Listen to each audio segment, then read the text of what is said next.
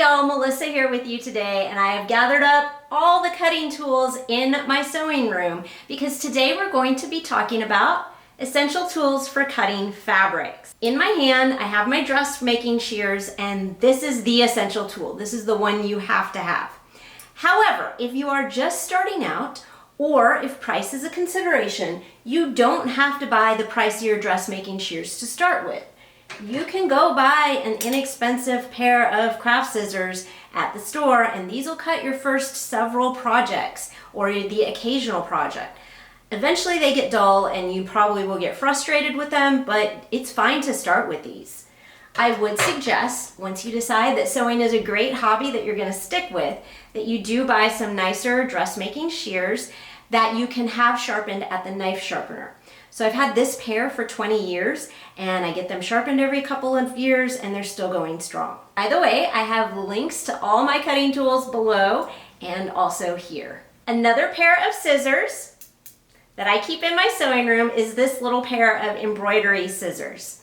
I use these for thread snipping at my machine because they're smaller and lightweight, so it's easier to grab them than my dressmaking shears to cut threads. If you're sewing quilts, bags, purses, and even garments sometimes, you're probably going to want to get a rotary cutter and the rulers and mats to use these. If you can only buy one, or if you're buying your first one, I suggest a 45mm size rotary cutter.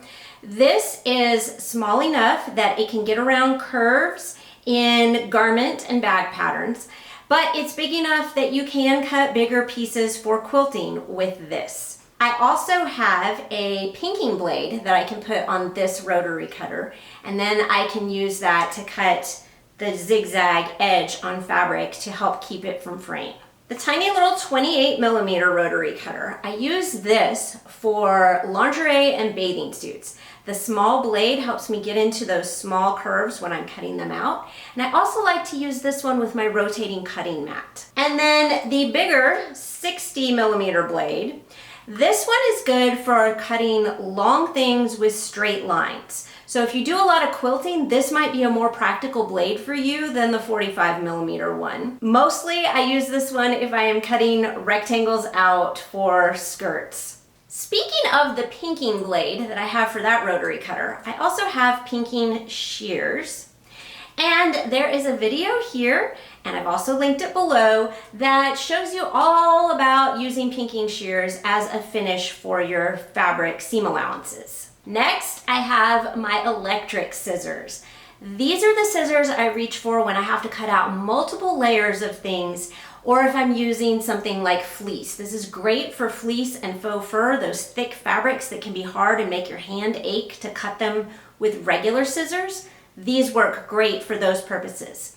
I don't love them for very precise cutting because they can, just because they cut so fast, can get hard to get around precise corners or into curves. And then this is a pair of specialty scissors here. These are duckbill scissors because the blade looks like a duck's bill.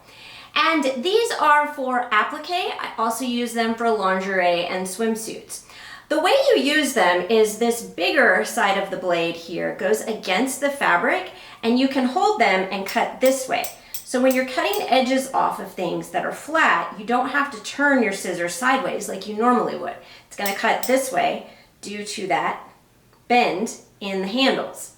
And it's useful when you are trimming off excess fabric near elastic on lingerie, or near your stitching lines on lingerie, and of course near your stitching lines on applique. And then just for fun, I have a cutting tool that's not scissors at all. This is a buttonhole chisel. So when I make buttonholes on jeans, for example, this is a way easier way to cut those buttonholes than trying to use any of the different types of scissors that I have, or even to try to use a seam ripper to cut those.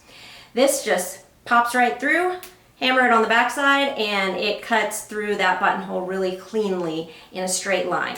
So I'm not trying to use the tips of my scissors to get into that small area and even possibly cutting beyond the ends of the buttonhole, which is awful. So there you have it. Those are all of the cutting tools in my sewing room. Make sure you check out this playlist for more tools that you'll find in my sewing room and tutorials and explanations for why I have them.